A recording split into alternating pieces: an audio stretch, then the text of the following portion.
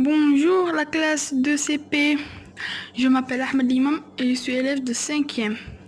Aujourd'hui je vais vous lire un livre qui s'appelle L'anniversaire de Nina. Ici dans la première image on voit une maman et sa fille en train de faire un gâteau ou en train de cuisiner. Aujourd'hui Nina fête son anniversaire, elle a 7 ans. Elle aide son père à gonfler les ballons, puis avec sa maman, elle prépare la tarte aux fraises. Que de préparatifs! Nina prépare son anniversaire. Ici, on voit le papa de Nina en train d'accrocher des ballons. Comme je disais, il est en train d'accrocher des ballons.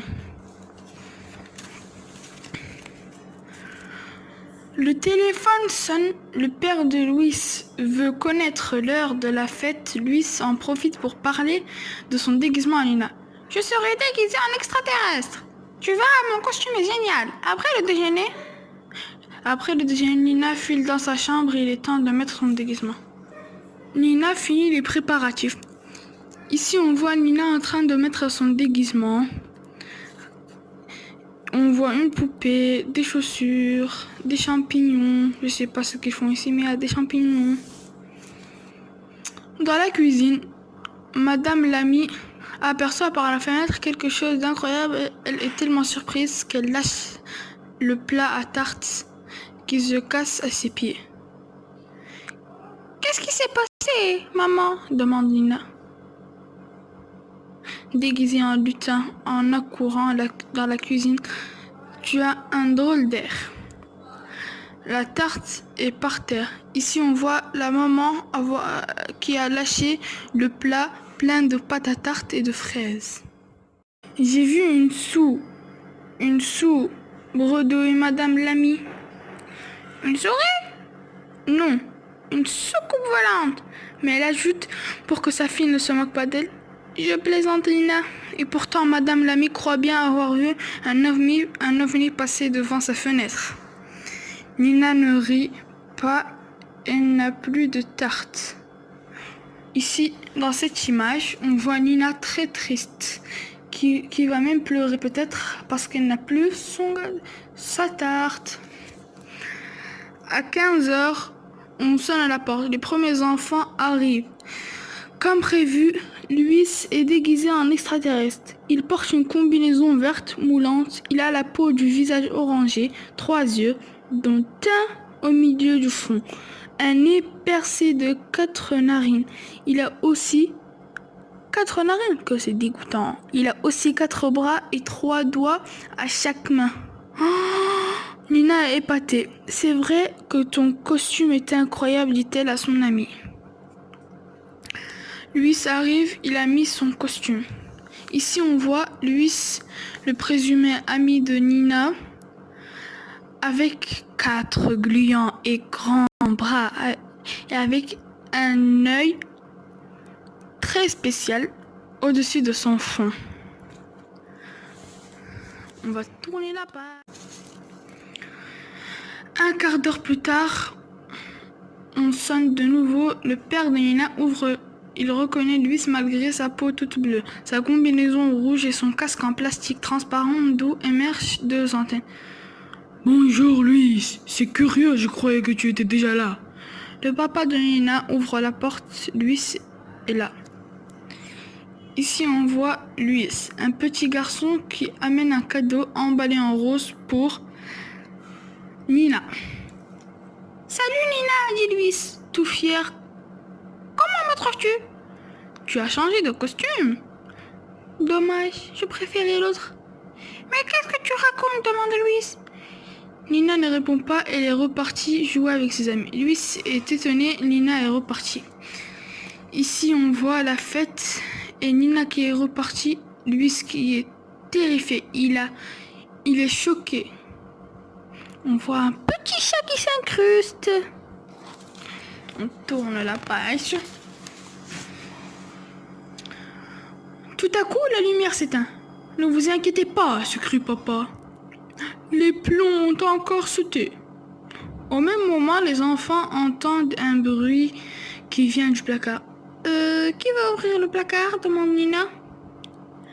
pas rassuré, Rémi a peur, mais c'est lui le grand chef indien. Il s'avance vers le placard, sa hachette en plastique à la main. Nina n'est pas rassurée. Ici on voit lui là, j'ai oublié son nom, pardon. Ah oui, Rémi, il est en train d'avancer vers le placard pour regarder ce qui se passe.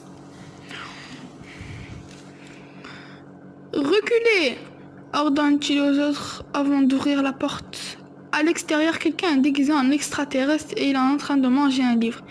Il a des pages plein la bouche. Luis, qu'est-ce que tu fais avec mon livre? S'écrie Nina. Mais ce ne peut pas être Luis qui est assis dans le placard. Nina, je suis là, dit Luis. Un nouvel ami est assis dans le placard. Ici, on voit le présumé extraterrestre en train de manger le livre de Nina. Le mystérieux inconnu sort lentement du placard et s'approche des enfants qui sont paralysés par la peur. Arnaud a lâché son épée. Mila, Noura et Nina se serrent les unes contre les autres. Anna se cache les yeux. Que va-t-il nous arriver? Que va-t-il nous faire? Demande Paloma en tremblant.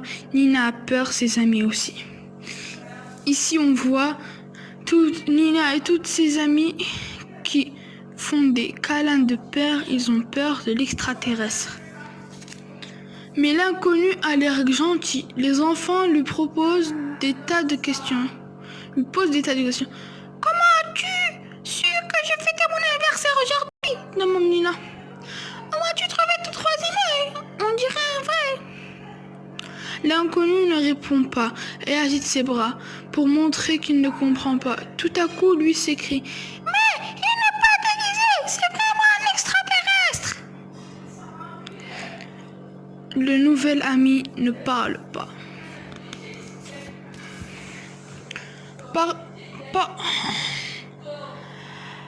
Pardonnez-moi, j'avais oublié d'activer mon brancheur. De brancher mon traducteur automatique. Explique l'extraterrestre. Je m'appelle Elimar. Je viens de la planète Ripatou. J'ai perdu le contrôle de ma soucoupe volante et j'ai atterri jusqu'à côté d'ici. Je me suis caché dans le placard pour goûter ce livre car je n'avais jamais rien mangé depuis 3 jours. Elimar arrive de la planète Rapitou. Ça ne se mange pas un livre, observa Arnaud. J'ai dû confondre le livre et millefeuille, dit Elimar. Je mangerai bien autre chose. Suis-moi, répond Nina. Il y a de la tarte pour le goûter. C'est gentil, mais je dois réparer ma soucoupe. Ici, on voit la soucoupe qui s'est écrasée avec l'extraterrestre à l'intérieur. Il est juste ici.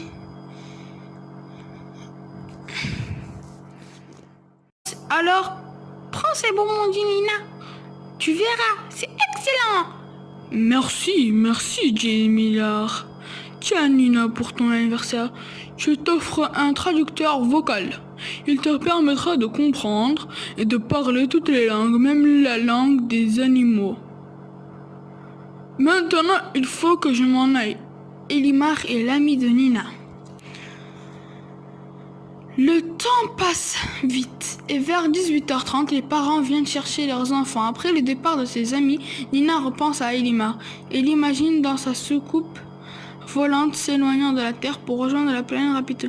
J'espère qu'il m'enverra un jour une carte spatiale, se dit Nina. Elimar retourne sur la planète Rapitou. Ici, on voit Elimar, l'extraterrestre qui est atterri sur la planète, content et qui va retrouver ses amis.